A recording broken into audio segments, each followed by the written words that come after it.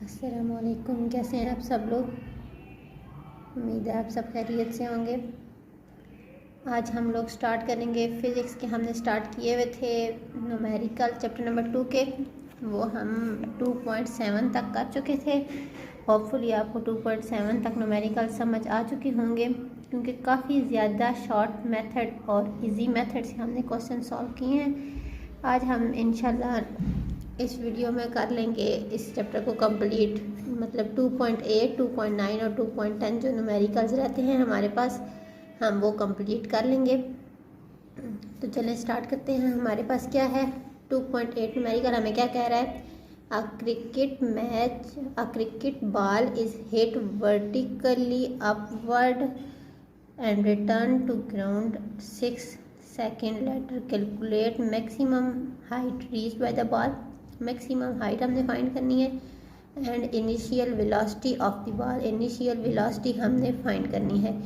क्या कह रहे हैं कि एक क्रिकेट बॉल है, उसको हमने हिट किया है वर्टिकली अपवर्ड, मतलब नीचे से ऊपर की तरफ, और वो फिर वापस आई है return to the ground 6 second बाद। ठीक है, वो टोटल टाइम बता रहा है कि 6 सेकंड्स के बाद वो वापस आ गई है।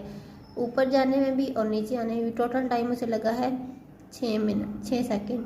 तो कैलकुलेट हमने करनी है मैक्सिमम हाइट। तो मैक्सिमम हाइट फाइंड करने के लिए हम क्या करेंगे, हम देखते हैं सॉल्यूशन की तरफ। हमने लिखा है गिवन डाटा। ठीक है, गिवन डाटा हमारे पास क्या है, टोटल टाइम हमारे पास कितना है, उन्होंने दिया हुआ 6 सेकंड। ठीक है, टोटल टाइम है हमारे पास 6 सेकंड। उन्होंने हमें बोला हुआ है ना कि क्रिकेट बॉल कितनी जा रही है, अपवर्ड और डाउन, मतलब रिटर्न टू द ग्राउंड वापस आने तक कितना टाइम उसे लग रहा है, 6 सेकंड। तो हमने यहाँ पे क्या लिख दिया है कि टोटल टाइम हमारे पास आ गया है 6 सेकंड।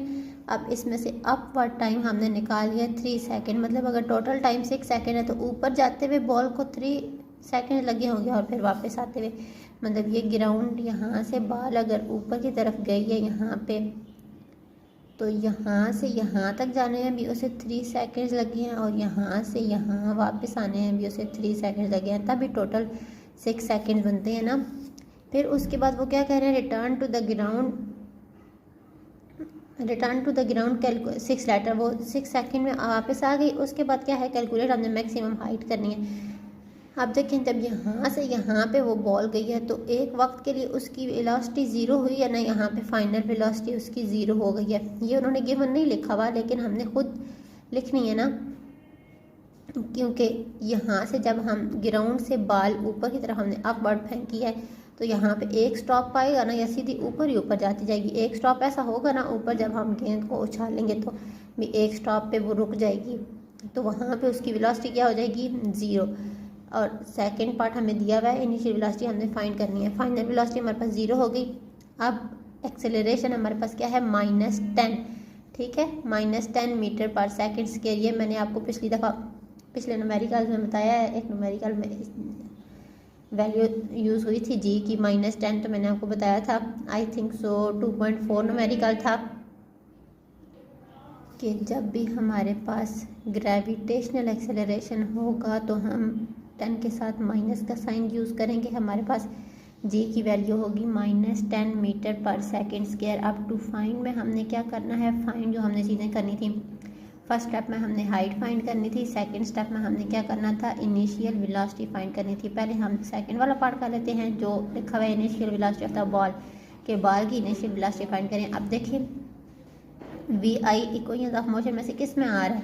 अब फर्स्ट इक्वेशन ऑफ मोशन अगर हम देखें, ये using first equation of motion यहाँ पे आप बेशक लिख लें और फिर फार्मूला में लिखें कि v f equal to v i plus a t. ये हमने फर्स्ट इक्वेशन ऑफ मोशन लिख लिया। अब देखें, एक्सेलरेशन की जगह जी मतलब आएगा, ग्रेविटेशनल एक्सेलरेशन यूज़ होगा, तो यहाँ पे हम जी लिखेंगे, यहाँ पे ऐसे जी लिखेंगे, v f equal to v i plus g t, क्योंकि हम जी की वैल्यू पुट करें तो यहाँ पे हम जी लिखेंगे, सॉरी यहाँ पे मैंने ए लिखा हुआ था।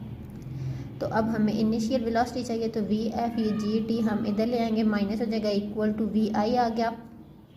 इसको अरेंज कर लिया, v i equal to v f हमारे पास क्या है 0, वो हमने लिख लिया, माइनस ये जी की क्या वैल्यू है -10, वो हमने लिख दी। टाइम हमारे पास क्या है, ये अपवर्ड टाइम हम यूज़ करेंगे, ये वाला 3 सेकेंड्स। ठीक है, ये हमने पुट कर दिया। अब हमारे पास क्या आ गया, v i equal to 30 metre पर सेकेंड। ये माइनस माइनस प्लस हो गया तो 10 3 ज़ार 30 मीटर पर सेकेंड आ गया। देन अब हमने क्या करना है, यहाँ पे जो हमारे पास फर्स्ट स्टेप था वहाँ पे था हमारे पास हमने हाइट फाइंड करनी थी। इस बात का ही मैंने आपको पिछले न्यूमेरिकल में बताया था कि हमारे पास एक इक्वेशन होती है S equal to v i t plus 1/2AT का स्क्वायर। तो हम क्या करते हैं, जब हमारे पास ग्रेविटेशनल एक्सेलरेशन की बात आती है तो हम एक ही जगह जी पुट कर देते होते हैं, और जो डिस्टेंस होता है S, अगर हाइट की बात हो रही हो तब भी यही, और अगर डिस्टेंस फाइंड करना हो तब भी यही। कि डिस्टेंस के लिए तो चलें S होता है, वो तो S लिखा हुआ है, लेकिन जब हाइट की बात आती है तो हम S की जगह पे हाइट का सिंबल H का सिंबल डाल देते हैं। क्यों? क्योंकि फासला भी तो वही होती है ना, यहाँ से लेकर यहाँ तक अगर हम हाइट फाइंड करें तो यहाँ से लेकर यहाँ तक भी फासला कितना है या हाइट कितनी है। ठीक है, तो H का सिंबल डाला क्योंकि उन्होंने हमें बोला है कि हमने हाइट फाइंड करनी है। तो H equal to v i t plus 1/2GT square हो जाएगा। H equal to v i अभी हमने निकाला है इनिशियल वेलोसिटी, क्या हमारे पास आई है 30 मीटर पर सेकेंड। 30 पुट की, T टाइम हमारे पास 3 है, प्लस 1/2 हमने फार्मूले वाला लिखा, G हमने क्या लिखा -10। यहाँ पे हम टाइम कौन सा यूज़ कर रहे हैं, टोटल टाइम नहीं, यहाँ से जो बॉल ऊपर की तरफ गई है आधा टाइम, तो 3, ठीक है वो आया टाइम। फिर हमने 3 लिखा, ऊपर स्क्वायर है तो हमने स्क्वायर डाल दिया, 3 का स्क्वायर। 30 को 3 के साथ मल्टीप्लाई किया तो 90 आ गया, प्लस ये 2 1 ज़ार 2 और 2 5 ज़ार 10 ऐसे हुआ है। यहाँ से -5 ये आ गया। 3 का स्क्वायर क्या होता है, 3 3 ज़ार 9 तो वो आ गया। तो 9 5 ज़ार 45 प्लस माइनस माइनस 90 माइनस 45, ये 90 माइनस 45 क्या हुआ 45 मीटर। तो हमारे पास क्या आ गया, हाइट इक्वल टू 45 मीटर। अब हमारे पास 2.8 न्यूमेरिकल में 2 पार्ट्स थे, मैक्सिमम हाइट फाइंड करनी थी बाल की और इनिशियल वेलोसिटी फाइंड करनी थी। हमने दोनों फाइंड कर ली, इनिशियल वेलोसिटी भी और मैक्सिमम हाइट भी। आई होप आपको ये वाले दोनों समझ आ गए, पार्ट्स समझ आ गए होंगे 2.8 के, कि हमने क्या क्या फाइंड करना था और कैसे कैसे फाइंड किया है। कि पहला इनिशियल वेलोसिटी फाइंड करने के लिए हमने फर्स्ट इक्वेशन ऑफ मोशन लगाई और सेकंड इक्वेशन ऑफ मोशन से हाइट फाइंड की। अब 2.9 वाले न्यूमेरिकल को देखते हैं, उसमें क्या कह रहे हैं हमारे पास, when brakes are applied the speed of the train decreases from 96 km/h to 48 km/h in 800 meter. तो how much further will be the train moving before coming to rest? हमने फाइंड क्या करना है, पहले डिस्टेंस फाइंड करना है हमने कि और कितनी ज़्यादा ट्रेन ने मूव किया है रेस्ट पोजीशन पे आते हुए। अच्छा, अब ये क्या कह रहे हैं, व्हेन ब्रेक्स आर अप्लाइड, जब ब्रेक्स अप्लाइड हुई हैं the speed of the train, तब ट्रेन की स्पीड 96 km/h थी और फिर कितनी हुई 48 km/h, और उन्होंने डिस्टेंस कितना ट्रेवल किया 800 मीटर। अब हम इसका डाटा लिख लेते हैं। देखिए इसमें क्या कह रहे हैं हमारे पास, इनिशियल वेलोसिटी हमारे पास है 96 km/h, जिसको हमने मीटर पर सेकंड में चेंज करना होता है। तो हम क्या करते हैं, किलोमीटर को मीटर में चेंज करने के लिए हम 1000 से मल्टीप्लाई करवा देते हैं, और ये पर आवर होता है तो ये मतलब नीचे डिवाइड वाली साइड पे होता है, तो इसलिए हम 3600 से डिवाइड करवा देते हैं 60 × 60 करके। ये सारे तकरीबन न्यूमेरिकल्स में हमने इनिशियल वेलोसिटी स्पीड को हमने km/h से मीटर पर सेकंड में चेंज किया है, किलोमीटर से मीटर में आने के लिए 1000 से मल्टीप्लाई करवाया है, और सेकंड में जाने के लिए 3600 से डिवाइड। ठीक है, अब मेरे पास फ़िलहाल कैलकुलेटर नहीं है, नहीं तो मैं आपको करके दिखा देती। ये यहाँ पे 96 को 1000 से मल्टीप्लाई करेंगे आप, देन इसको 3600 से डिवाइड करेंगे तो हमारे पास ये आंसर आएगा। ठीक है, 26.67 मीटर पर सेकेंड। अब हम आते हैं फाइनल वेलोसिटी की तरफ। फाइनल वेलोसिटी हमें क्या दी हुई है 48 km/h, वो भी हमने इसी तरह की 48 × 1000 डिवाइडेड बाई 3600, 48 को हम 1000 से मल्टीप्लाई करवाएंगे, देन जो हमारे पास आएगा उसको हम 3600 पे डिवाइड करेंगे, तो हमारे पास क्या आएगा 13.33 मीटर पर सेकेंड। डिस्टेंस इन्होंने हमें दिया हुआ है s equal to 800 metre. Acceleration हमने फाइंड करना है, एक्सेलरेशन हम फाइंड करेंगे तो ही हम डिस्टेंस फाइंड कर सकते हैं, इसलिए हमने पहले एक्सेलरेशन लिखा है। एक्सेलरेशन हमने फाइंड करना है, पहले एक्सेलरेशन फाइंड करना है, देन एक डिस्टेंस हमें दिया हुआ है ना, उसकी मदद से हमने एक्सेलरेशन फाइंड करना है। फिर जब रेस्ट पोजीशन पे पहुंचेगी ना ये ट्रेन, तब हमने उसके डिस्टेंस फाइंड करना है, ठीक है। तो हम इसके लिए अब कौन सी इक्वेशन लगा रहे हैं, third equation of motion 2as equal to v f square minus v i square हमने लगाया। इधर से हमने एस ए निकाल लिया, 2s इधर ए के साथ मल्टीप्लाई हो रहा है, इधर आके डिवाइड हो जाएगा v f square minus v i square divide by 2s। अच्छा, अब ये भी एक क्वेश्चन आपके जहन में आ रहा होगा कि हम वैसे तो एक्सेलरेशन का फार्मूला यूज़ करते हैं v f square minus v i square divided by t, ये यूज़ करते हैं ना, या फर्स्ट इक्वेशन ऑफ मोशन। लेकिन देखें ना हमारे पास यहाँ पे अब टाइम नहीं है ना, गिवन डाटा है। अगर टाइम होता तब तो हमें कोई इशू नहीं था ना, हम एक्सेलरेशन का फार्मूला यूज़ कर सकते थे, ठीक है। इसलिए हमने ये third equation of motion use किया है, क्योंकि हमारे पास वैल्यूज़ इसकी हैं, क्योंकि हमारे पास डिस्टेंस गिवन है, इसलिए हमने ये इक्वेशन यूज़ करके तो हमने एक्सेलरेशन निकाला है। A is equal to v f square minus v i square divide by 2s आ गया।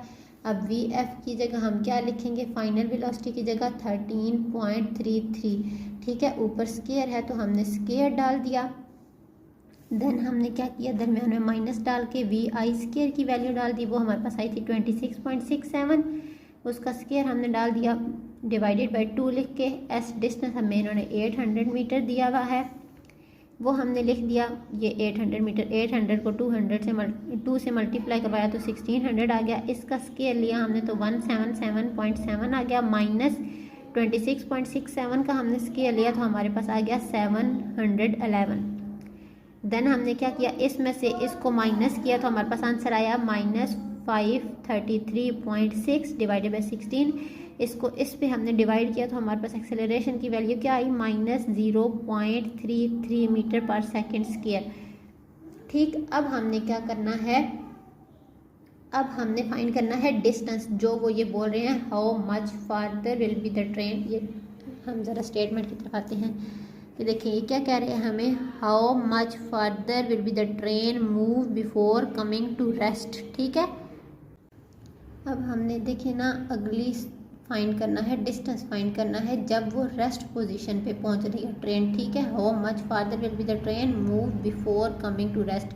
अब जब वो रेस्ट पोजीशन पे पहुंचेगी, अब क्या कह रहे हैं, पहले से वो मूव कर रही है रेस्ट पोजीशन पे। अब यहाँ से हमें ये खुद ही पता चल रहा है ना कि बिफोर कमिंग टू रेस्ट, आगे जाके वो रेस्ट पे जब पहुंचेगी तो यहाँ पे हमें पता चल रहा है कि फाइनल वेलोसिटी हम क्या लिखेंगे, 0 लिखेंगे, ठीक है। नीचे वो हिंट क्या मैं क्या दे रहे हैं, assuming the retardation to be constant, कि हमने एज्यूम ऐसे करना है कि रिटार्डेशन जो है हमारे पास वो एज अ कांस्टेंट है। क्या मतलब हुआ इसका, देखें यहाँ पे वी आई इक्वल टू हमने क्या लिखा हुआ है 13.33 मीटर पर सेकेंड। अब हमने ये क्यों लिखा है फाइनल वेलोसिटी, हमने अब सेकेंड पार्ट पे आ गए हैं ना, क्योंकि वो बिफोर कमिंग टू रेस्ट का पूछ रहा है कि जब वो रेस्ट पोजीशन पे पहुंचेगी तब उसकी का डिस्टेंस कितना हो चुका होगा। तो हमने क्या किया है, फाइनल वेलोसिटी 0 लिखी है कि यहाँ पे वो रेस्ट पे पहुंच गई है, ठीक है।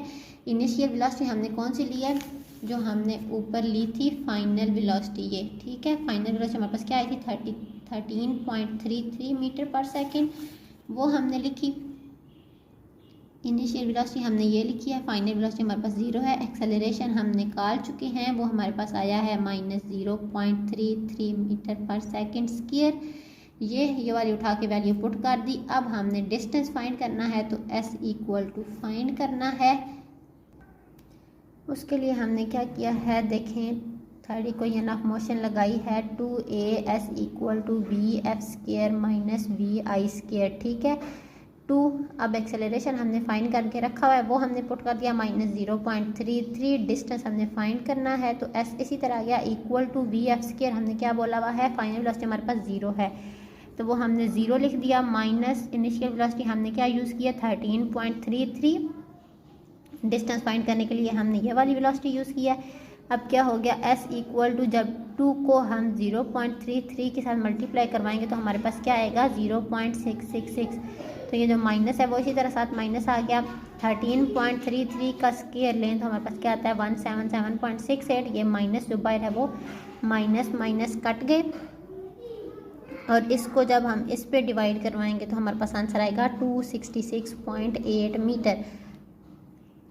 ये हमारे पास डिस्टेंस आ गया। एक दफ़ा फिर मैं आपको 2.9 न्यूमेरिकल का ओवरव्यू दे देती हूँ कि हमने क्या किया है इसमें। देखिए हमारे पास इनिशियल वेलोसिटी उन्होंने बोला था कि व्हेन ब्रेक्स आर अप्लाइड, जब हमारे पास ब्रेक्स अप्लाइड होंगी तब इसकी वेलोसिटी कितनी होगी 96 किलोमीटर पर आवर। उसको हमने पहले तो मीटर पर सेकंड में चेंज किया, फिर हमने बोला कि बाद में उसकी वेलोसिटी कितनी हुई, speed 48 kilometre per hour in 800 metre, 800 के डिस्टेंस के साथ हमने final velocity 48 kilometre per hour ली। ये हमने इनिशियल वेलोसिटी और ये फाइनल वेलोसिटी क्यों ली, जब हमने एक्सेलरेशन फाइंड करना था। ठीक है, अब एक्सेलरेशन फाइंड करने के लिए हमने थर्ड इक्वेशन ऑफ मोशन लगाई। थर्ड इक्वेशन ऑफ मोशन से हमने ए इधर साइड पे निकाल लिया, बाकी सारी वैल्यूज हम इक्वल के इस साइड ले आए। हमने एक्सेलरेशन की वैल्यू निकाल ली, हमारे पास आई -0.33। अब हमने देन क्या करना था, मज़ीद डिस्टेंस फाइंड करना था। जब वो रुक गई, ट्रेन जब रुक गई तब हमने डिस्टेंस फाइंड करना था। तब हम क्या करेंगे, ये ऊपर वाली वेलोसिटी अब नहीं लेंगे, अब हम यहाँ से स्टार्ट करेंगे कि यहाँ से अब ट्रेन जब डिक्रीज़ हुई ना, speed of the train decreases from, तब उसने डिक्रीज़ कितना किया, मतलब 96 किलोमीटर पर आवर पे, तो वहाँ पे उसने ब्रेक अप्लाइड की थी ना, जब वो डिक्रीज़ होके आ गई तो 48 किलोमीटर पर आवर पे आई। ठीक है, यहाँ से अब यहाँ से तो डिक्रीज़ होना शुरू हुई है ना, तो यहाँ से कमिंग रेस्ट पे पहुँचेगी ना फिर एट द एंड। तो हमने क्या किया, ये VI ये वाला यूज़ करना है 13.33। देखें 13.33 हमने यूज़ की। इनिशियल वेलोसिटी और final velocity coming to rest पे थी, आ रही है वो रेस्ट पोजीशन पे, तो इसलिए फाइनल वेलोसिटी हमारे पास 0 हो गई। एक्सेलरेशन हमने निकाल लिया है, वो पुट किया। देन हमने डिस्टेंस फाइंड करना था तो वो लिखा। उसके बाद हमारे पास आ गया थर्ड इक्वेशन ऑफ मोशन आ गई हमारे पास, तो हमने उधर से डिस्टेंस निकाल लिया। ठीक है, अब 2.10 न्यूमेरिकल हमें क्या कहता है, ये हमें कह रहा है in the above problem find the time taken by the train to stop after the application of brakes. वो कह रहा है अबव प्रॉब्लम को देखते हुए हमने टाइम फाइंड करना है ट्रेन जब रुकी। ठीक है, जब उसके ऊपर ब्रेक्स लगी ना, तो उसके बाद जब वो ट्रेन रुकी तो क्या हुआ। ठीक है, अब हमने क्या किया है, इस फार्मूला में हम पहले तो सारा गिवन डाटा लिख लेते हैं जो जो हमारे पास था। देखें 2.9 वाले न्यूमेरिकल में हमने initial velocity 96 kilometre per hour ली थी ना, फर्स्ट स्टेप की बात हो रही है। ये देखिए यहाँ पे मैं आपको दिखाती हूँ, 2.9 न्यूमेरिकल में हमने initial velocity 96 kilometre per hour ली हुई है, फाइनल वेलोसिटी 13.3 ली हुई है। पहले वो लिख लेते हैं, फिर उसके बाद हम एक्सेलरेशन हमने निकाला हुआ है, ये एक्सेलरेशन हमने निकाली है क्योंकि सारी चीज़ें यही यूज़ करेंगे हम, क्योंकि उन्होंने खुद बोला है 2.10 के न्यूमेरिकल में कि in the above problem find that, ऊपर वाले प्रॉब्लम को यूज़ करते हुए कि टाइम फाइंड करें उसी ट्रेन का। ठीक है, तो हम इसलिए इनिशियल वेलोसिटी ये लेंगे 96 किलोमीटर वाली, उसको किलोमीटर पर आवर से जब मीटर पर सेकंड में हमने चेंज किया तो हमारे पास आंसर आया था 26.67, वो हमने ली। अब देखें फाइनल वेलोसिटी हमने 0 क्यों लिया, इनिशियल वेलोसिटी तो हमने ये ऊपर वाली ली है ना, अब फाइनल वेलोसिटी हमने ये 0 क्यों ली, क्योंकि वो न्यूमेरिकल में क्या कह रहे हैं कि in the above problem find the time taken by the train to stop, जब ट्रेन रुकी after the application of brakes, brake जब हमने अप्लाइड की, तो यहाँ पे ऊपर वाले में वो क्या कह रहे हैं, when brakes are applied the speed of the train decreases from 96 kilometre, जब ब्रेक्स अप्लाई हुई थी तो उसकी स्पीड कितनी थी 96।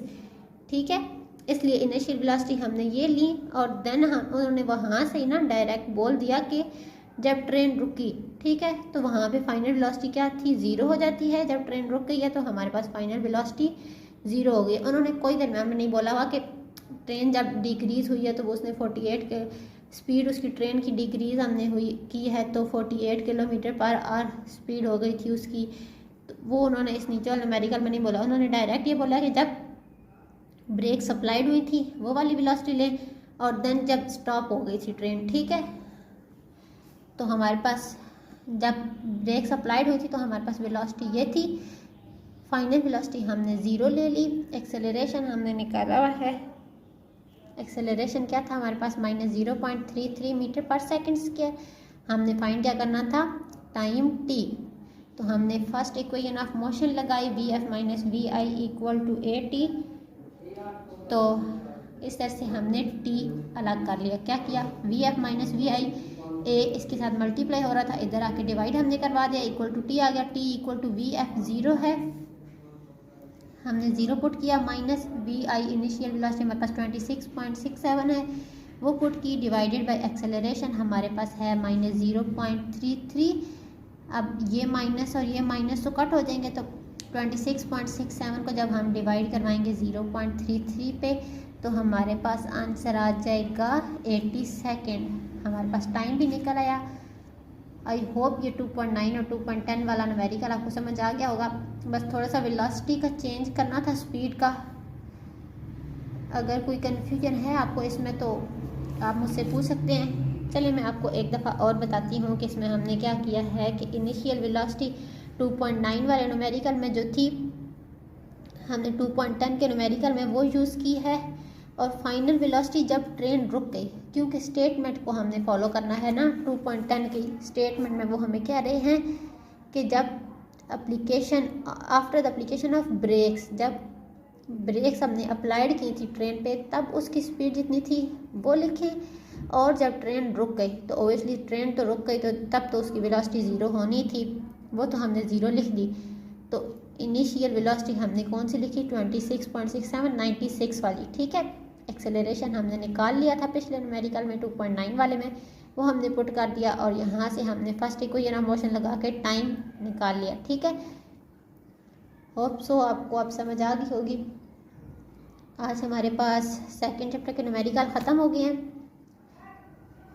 इंशाल्लाह ताला हम चैप्टर नंबर 3 है हमारे पास डायनामिक्स, हम उसके स्टार्ट करेंगे न्यूमेरिकल बहुत जल्द। तो चलिए नेक्स्ट वीडियो में मिलते हैं। अल्लाह हाफिज़।